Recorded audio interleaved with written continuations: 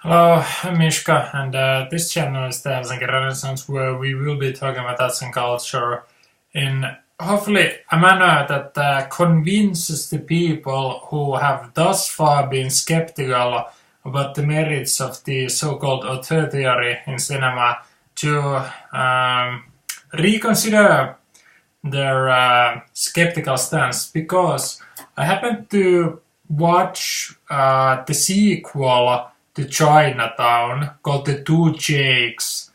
I don't know whether it was about a week ago, and I basically thought whilst watching it that I probably should try to do a video about it, because the main thing that seemed to be remarkable about this movie whilst watching is that absolutely nothing about it is remarkable on any level. And it's almost shocking because, obviously many of you already know that Chinatown is one of the biggest classics in Hollywood history.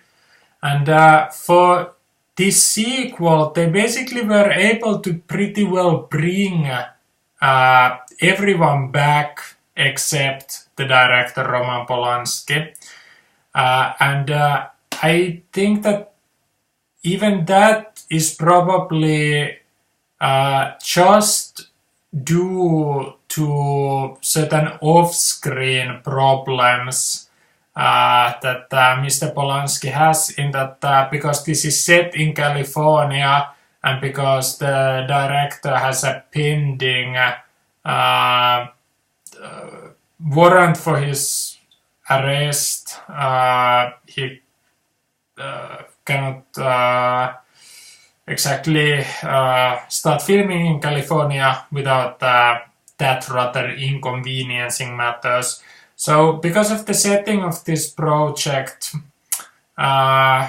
Polanski had to be replaced with some other director. But anyway, Robert Town as arguably the MVP of Chinatown. Robert Town is back with a new script. Robert Evans returns as a producer. Jack Nicholson returns as the lead actor. Vilmos Zsigmond is the cinematographer, and it has a very solid cast replacing some of the actors in the original, because the characters either died in the first film or died between the two stories. And so anyway, this has Harvey Keitel, Eli Wallach, Frederick Forrest, Ruben Blades, for instance, and the cast is very solid. Harvey Keitel holds his own as the main new addition, and basically on the surface level everything seems to be fine. But it's an interesting what if situation, is that if Polanski didn't have any kind of legal problems, the first question is, would he have wanted to make the sequel to Chinatown? And if he had made the sequel, would this be better than what it is? Because if we look at another 70s classic called The Godfather, it got its director back for 2 sequels. And Coppola, he initially didn't want to do a sequel to The Godfather because he thought that the story had wrapped up in a fairly perfect manner in the original. But because The Godfather was such a massive box office juggernaut, Paramount were going to do a sequel to it with or without Coppola. So I guess Coppola just wanted to protect the property, and so he signed on to Godfather Part 2, which it's a sort of I mean, the ending to Godfather Part 2 is pretty well. Like, the Godfather Part 2, it's a prequel and a sequel, but it pretty well does a complete full circle and leaves the Al Pacino character in the same kind of personal purgatory, except I suppose what's different is that the character seems to be more at ease with his position at the end of the second one than at the end of the first one. But anyway, like the Godfather Part 2, it's almost like a treading water exercise that mainly has a merit in broadening the world in the form of a prequel and a sequel. There can be very many movies in Hollywood history that would do that. I know that Twin Peaks Fire Walk with Me, that's another rare prequel sequel.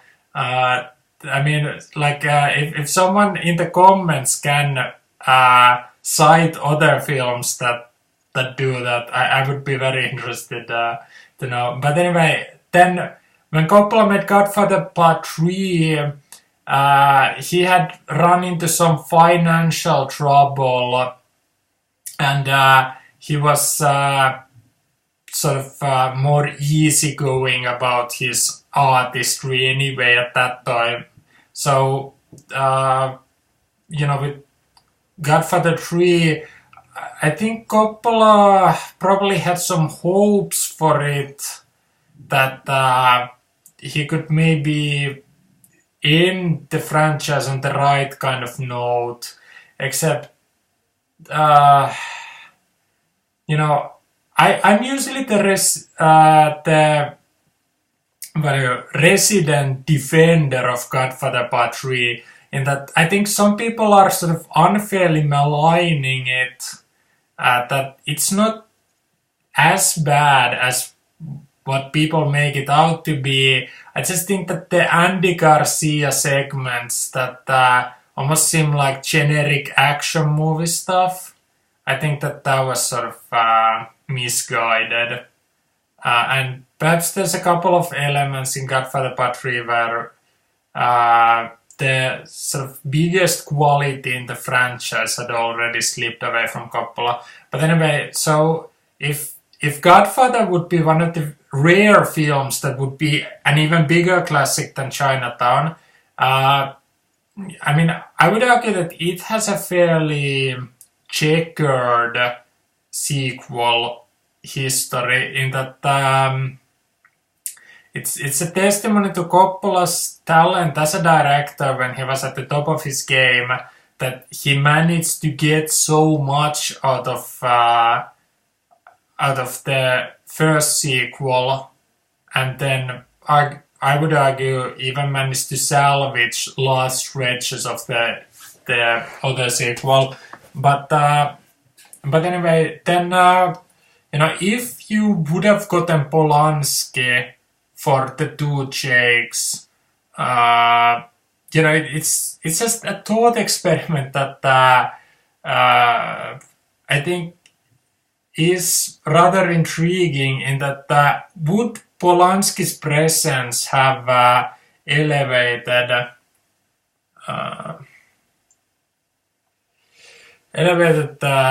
this particular movie, because I think it has some promise. So, if I said that Coppola thought that Godfather didn't really need a sequel, Paramount just needed the money that the sequel could bring. Chinatown obviously needs a sequel even less than Godfather. But when you think about it, when Hollywood in the golden age had some hits with either Dashiell Hammett or Raymond Chandler work, Like, when somebody had a hit with the Maltese Falcon, for instance, or The Big Sleep, or whatever, like, it just seemed natural. If one Chandler work was a hit, the studios wanted another, and then another, and then another. So, the way that, more than one Philip Marlowe film can be a classic. I know that most of them, well, I don't know. I mean, Build My Gallows High and Brasher's Doublon, which is version of the High Window.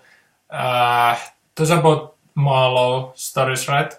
I mean, they aren't The Big Sleep, but, well, I mean, they're pretty great as well. So, like, the way that Build My Gallows High is sort of comparable to The Big Sleep on some level. This had every chance to maybe almost be on that level, but when you consider the fact that they didn't want to bring a new director in, so this was done in 1990, so,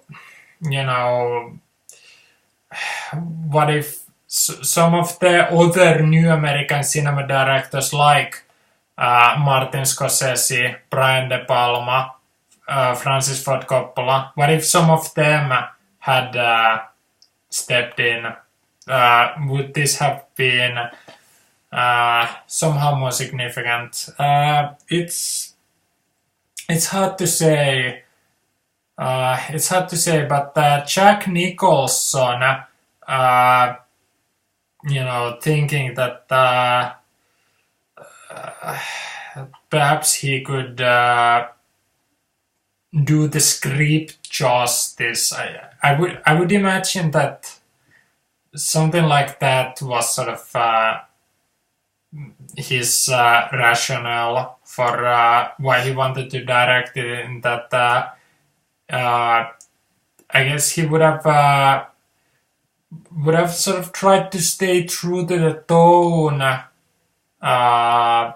in the script, and just somehow turn in an even work.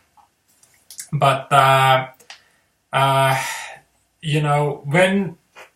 when we go more in depth as to why it is that this fails with its direction and this succeeds, we get into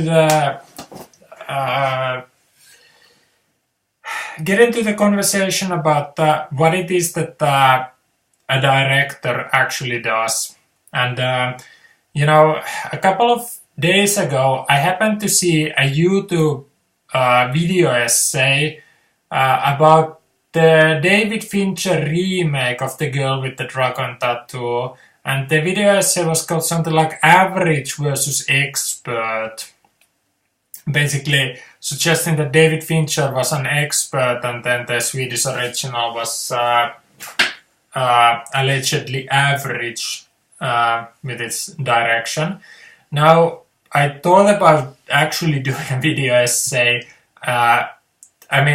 I like David Fincher on some level as a director, so I don't want to criticize Fincher, but I do take sort of an issue with the kind of very simplistic, Fincher good, Euro thriller bad story of art. But anyway, like, whether I will do a video essay on Fincher or not, inspired by that, remains to be seen. But anyway, I think that this unfortunately pretty well demonstrates the kind of viewpoint that this has expert direction and this has average direction at best. And sometimes when a film is going through the pre-production, the filming and the post-production phase, it's easy to just look at what a director does in the finished work. But really, I think that most of the issues that this has are all of those things that you can't see that a director would have to be involved in to salvage this. Is because I guess we should first look as to what is the main difference between these two movies. What is the main way in which Chinatown is a significantly different property than the two Jakes? And basically, you'd have to know a bit about the history of Hollywood movies to properly understand the time and place in which Chinatown was made. So when the new American cinema was coming to the scene in the 70s, America hadn't had its new wave movement the way that lots of other countries had. So the American, the Hollywood scene in the 60s was rather confused decade almost, in that in all of the other countries, television forced cinema to change apparently more decisively than in America.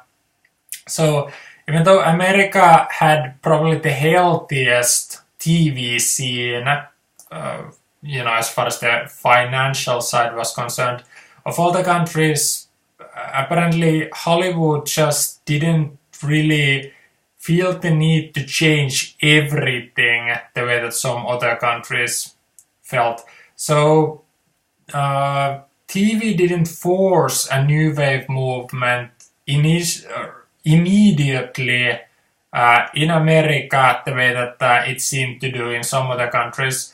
So basically the next generation of young artists who were arriving to the scene in the 70s would have been American directors who, like with the new German cinema, it was like a new wave movement done by people who had been inspired, who had an ability to be in, how should I put it, that they had a chance to use the new wave movies as their formative influences.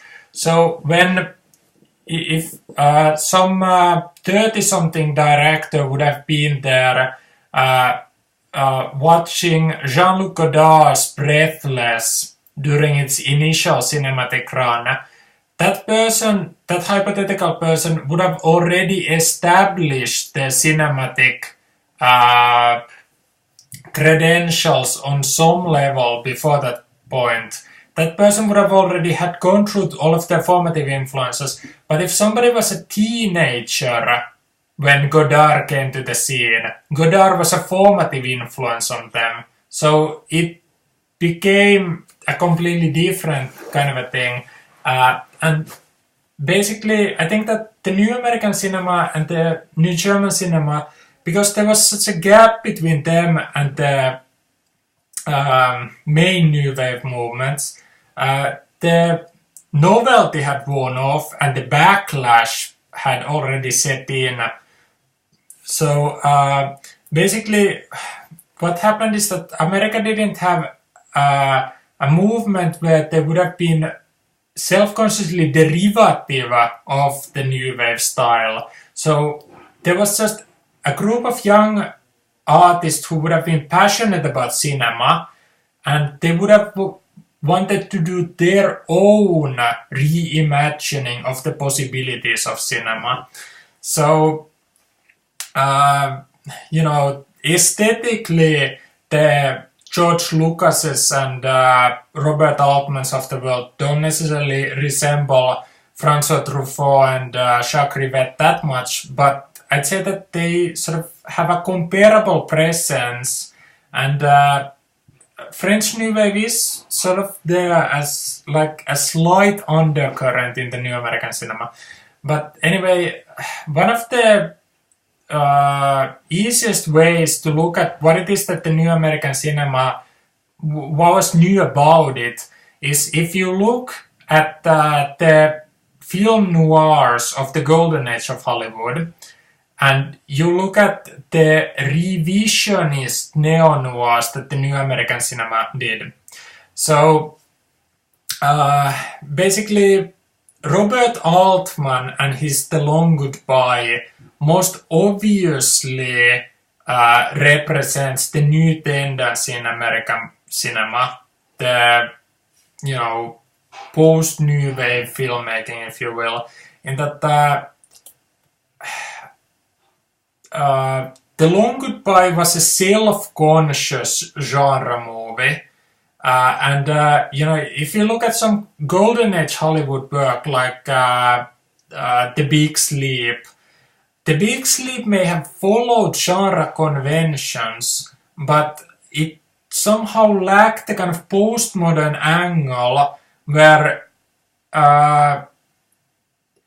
if The Big Sleep followed genre conventions, the self-conscious nature to The Long Goodbye was that Altman was self-consciously subverting genre conventions. That was the revisionism of the idea. That whole postmodern sort of meta games is very new wavy in essence.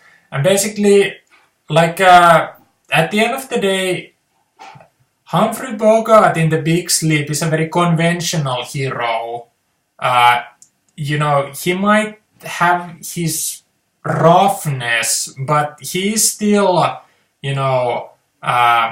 good man doing good work, and as an action hero, punching evildoers out of his way, and catching the criminals and getting the girl and whatever. But then the anti-hero nature in The Long Goodbye, because it's a revisionist work, Robert Altman wanted to completely turn the situation on its head. So Robert Altman wanted to make Philip Marlowe into a loser. So basically, like Altman's Marlowe doesn't get the girl, doesn't necessarily right any wrongs, doesn't just solve everything by throwing a few punches, and doesn't outsmart anyone. That Altman's Marlowe is just a guy doing a job and not even doing it very well very often. So the new American cinema, it arguably has I would say that maybe there's three main revisionist detective movies that immediately jump to mind. Robert Altman's The Long Goodbye, Alan J. Pakula's Clute, and then Polanski's Chinatown. And basically what all of these have in common is that if in the golden age Hollywood there was something very simplistic about the idea of somebody being a private eye. So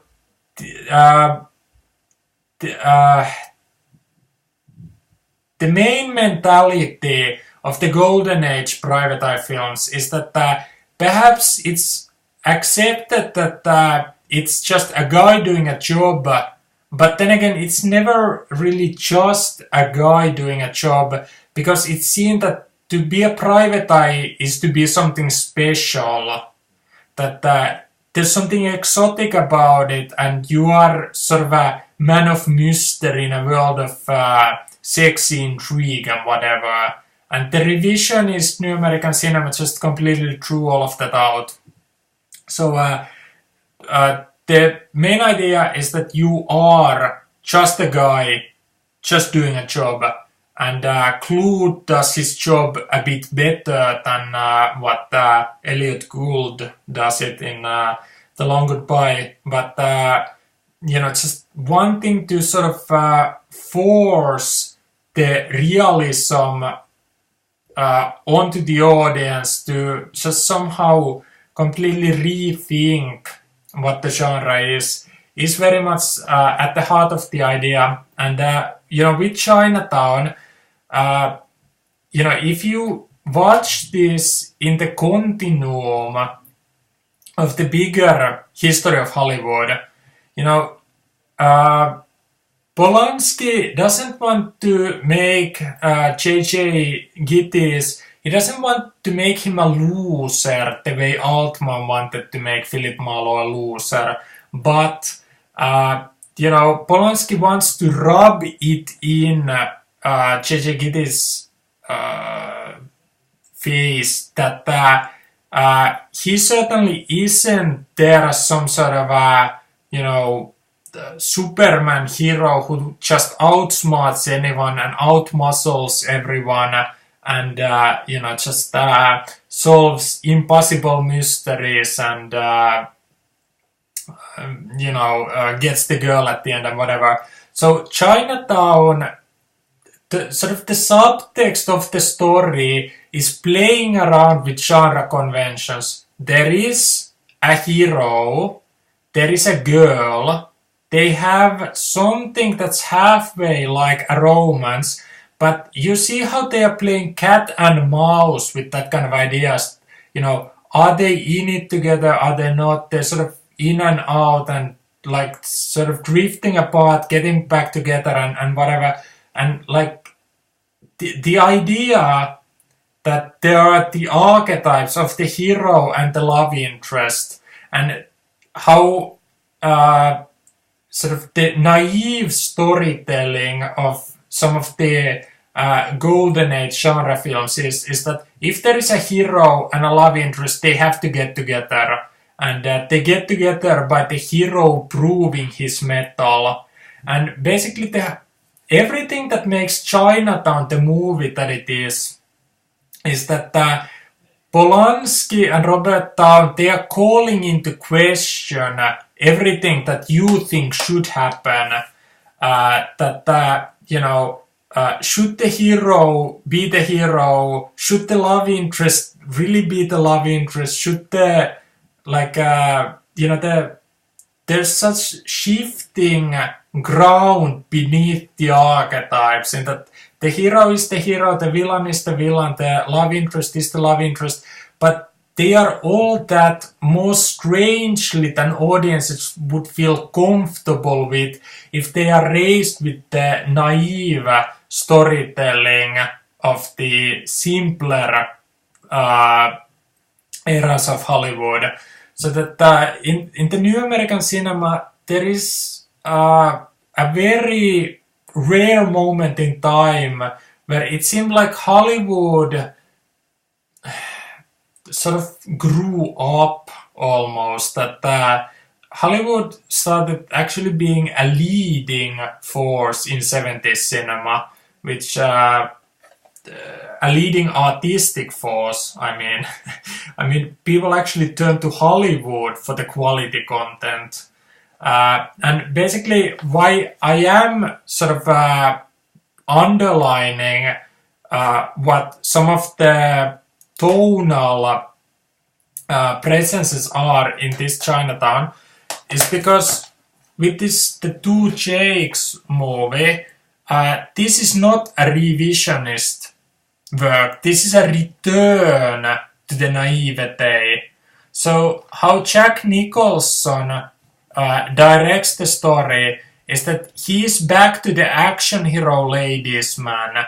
He's the person who solves the case, could get the girl if he wanted to, could, roll with the punches and, show the bad guys that crime doesn't pay and whatever. Like, this is a return to that kind of Hollywood naivete. And the reason why I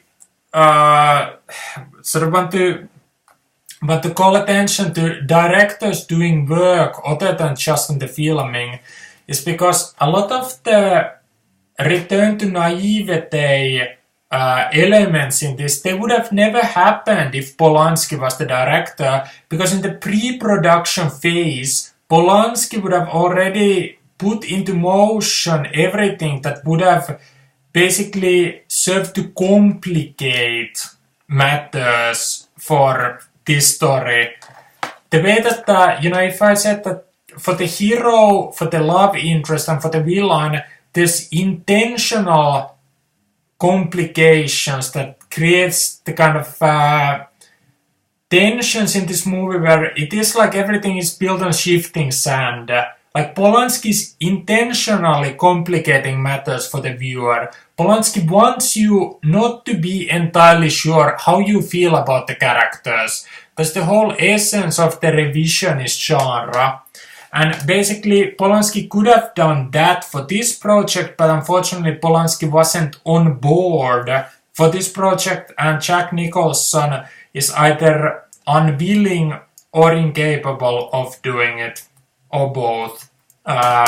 Who knows, and on some level, it doesn't matter.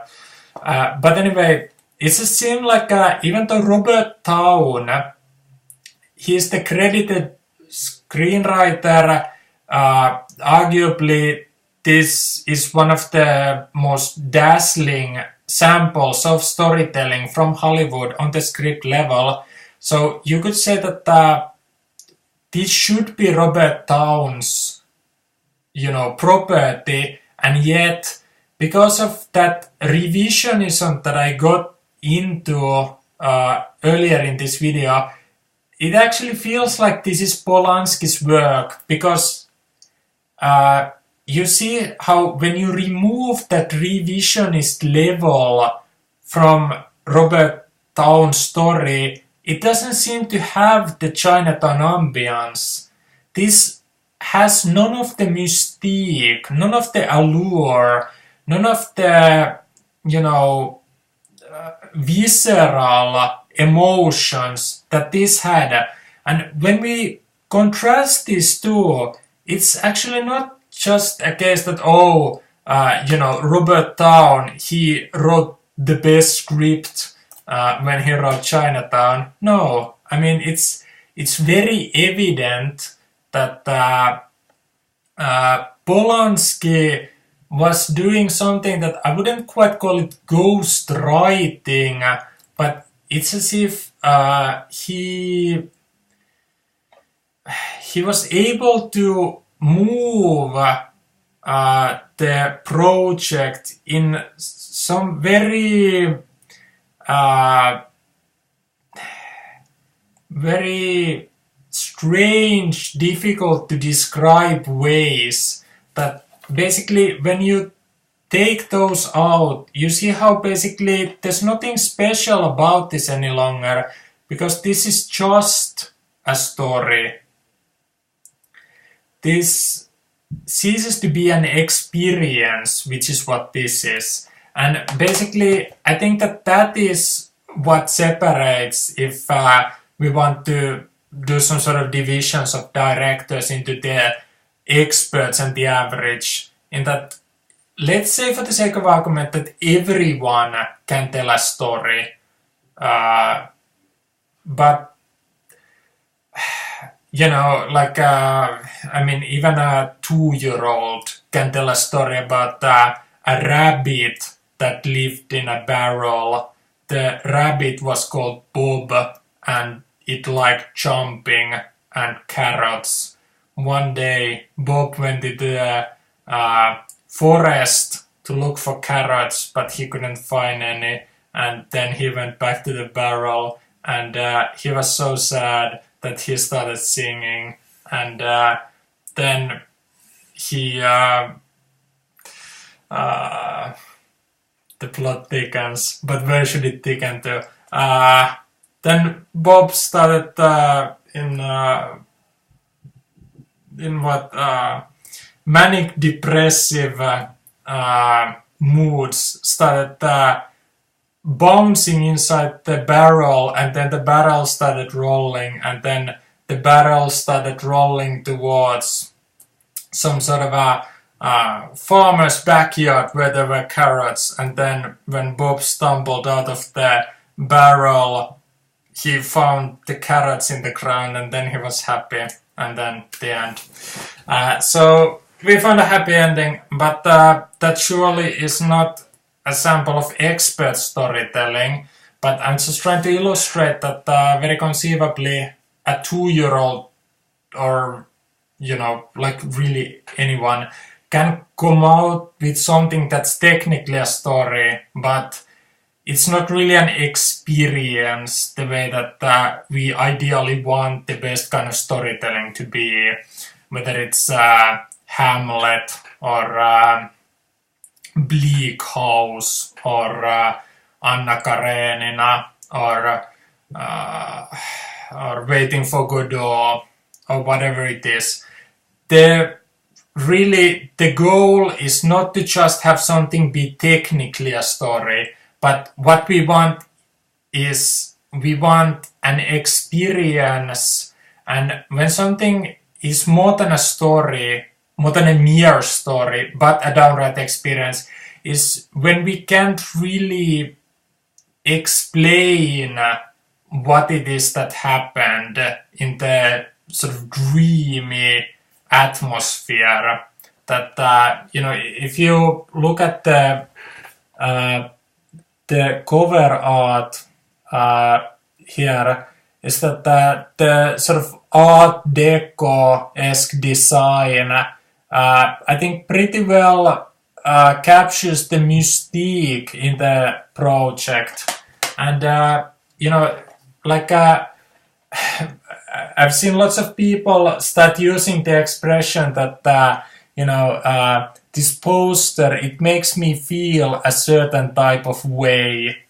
Like, I think that that is a pretty good description of what it is that when something makes the grade into being an experience, that you can put it into, like, you can put into words that it was something, but you can't quite describe the entirety of what it was, because the whole point of the experience was that it made you feel a certain type of way, but if you could easily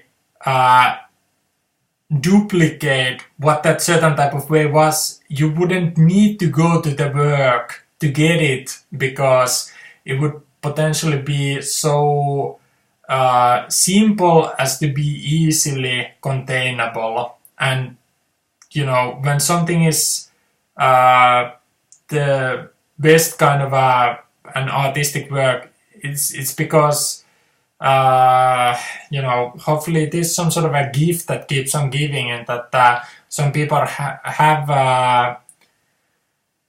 have watched Hamlet dozens of times, and it seems fresh every time they watch it. Like, it is some sort of a gift that keeps on giving.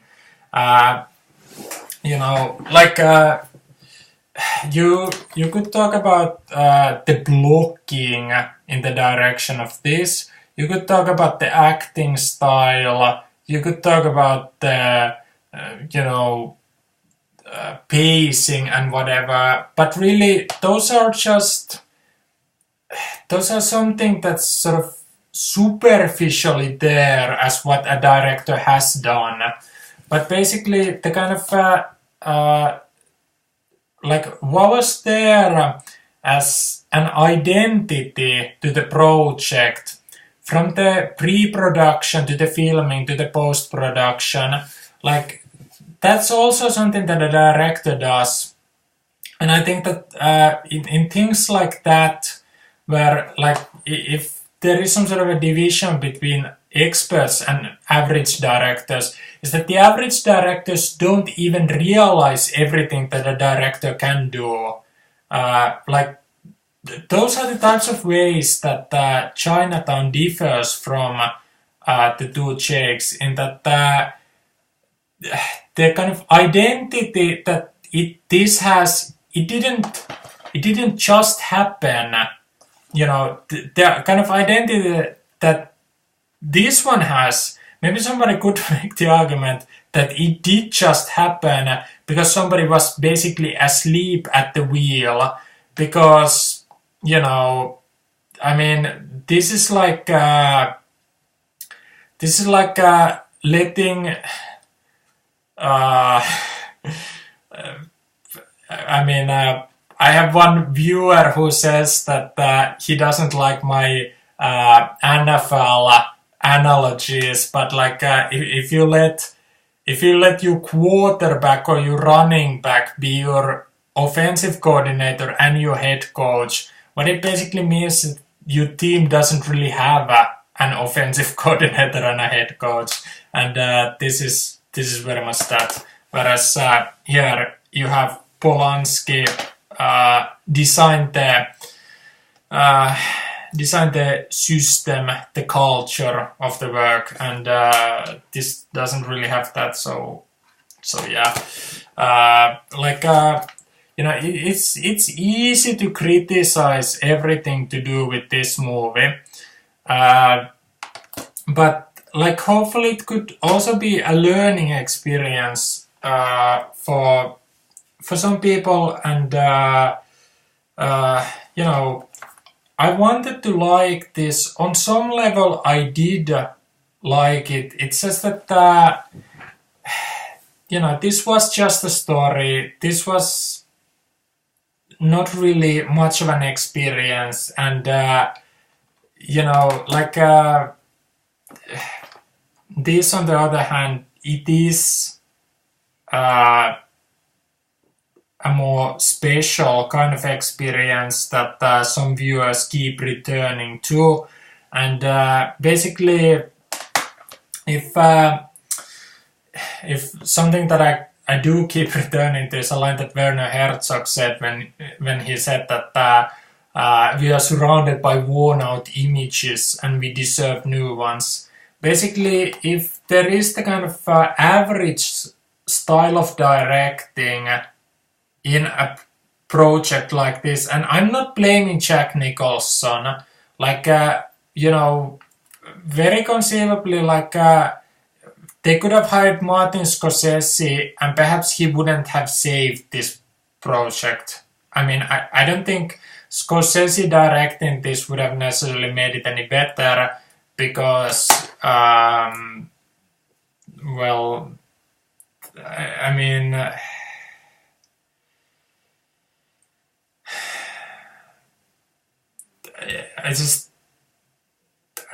I don't know that I don't know that where American film industry was in the year 1990. I don't think that it would have, like, I can't see very easily too many directors being really in the kind of state of mind that Polanski was when this was made in 1974. So, like, even if you would have had some, like, Brian De Palma would have been a really interesting choice for a director, but yeah, I mean, I don't think this was coming at the best of time for the project. So I'm not blaming Jack Nicholson at all for how this The Two Jakes happened to turn out. but yeah, like you know, if that other video essayist who had some sort of an expert versus average type stance to cinema, like unfortunately this would rather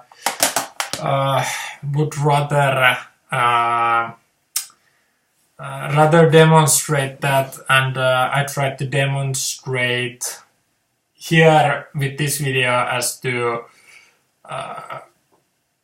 why I think that is, but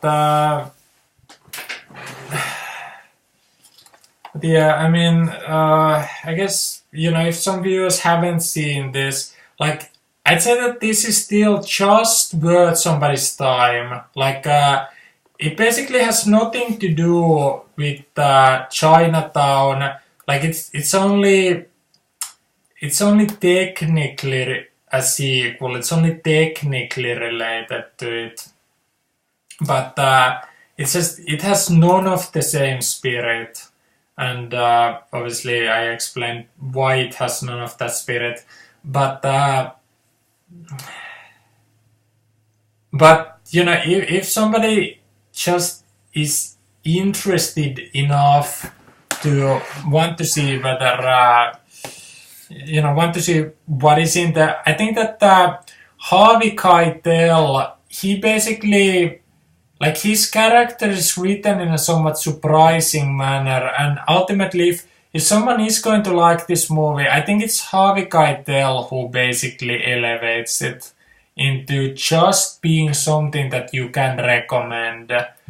But I mean, like, I basically think that Godfather Part 3 is like 100 times the movie that this is.